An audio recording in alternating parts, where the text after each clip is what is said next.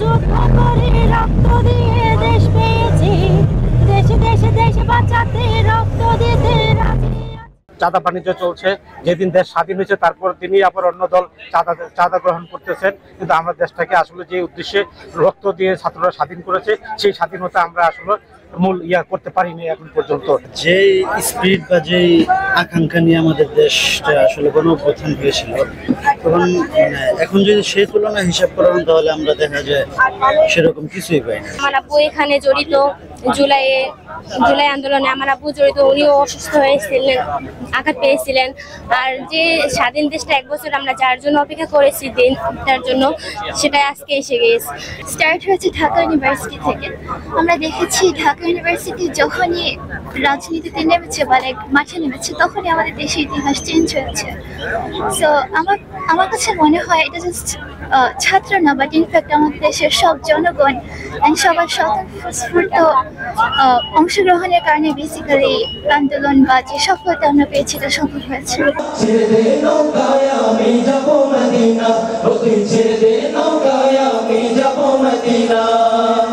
গত 16টি বছরে হাসিনা উন্নয়নের নামে হাজার হাজার কোটি টাকা কিন্তু বিদেশে পাচার করে নিয়েছিল। আর 2024 সালের 5ই আগস্টের পর যখন অন্তর্বর্তীকালীন সরকার ডক্টর ইউনূস স্যার যে ক্ষমতায় আসেন, সংস্কার কিন্তু একদিনে সম্ভব নয়, সংস্কার 1 বছরেও সম্ভব নয়, আমাদের সময় দিতে হবে।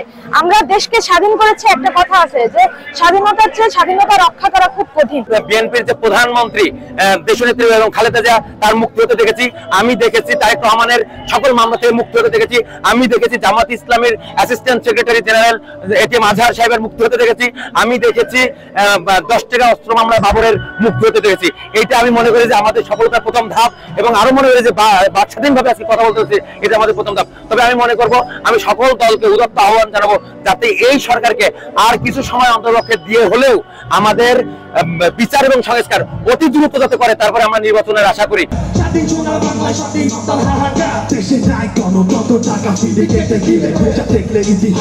এ দেশের স্বাধীনতা সার্বভৌমত্ব রক্ষার্থে ইসলাম প্রিয় জনগণ তখন যেভাবে নিজেদের জীবনকে উৎসাহ করে দিয়েছে, আবু সাইদ মুক্ত ভাইরা যেভাবে তাদের তাজা রক্ত বীজ জ্বালা কালো রাস্তাকে রঙিন করে দিয়েছে, আজকে যদি ওই তারা যে আকাঙ্ক্ষা নিয়ে শাহাদাত বরণ করেছে, এটা যদি আজকের ঘোষণাপত্রে বাস্তবায়ন না হয়, তাহলে এদেশের তৌহিদি জনতা, ছাত্র জনতা সেদিন যেভাবে জীবন দিয়েছে এখনো জীবন দিতে প্রস্তুত। স্বৈরশাসক এই আন্দোলনের মাধ্যমে নিষ্পত্তি হয়েছে। আমরা চাই না যে বাংলাদেশে কোনো স্বৈরশাসক এবং দিল্লির কোনো অভিভূত বাংলাদেশে হোক।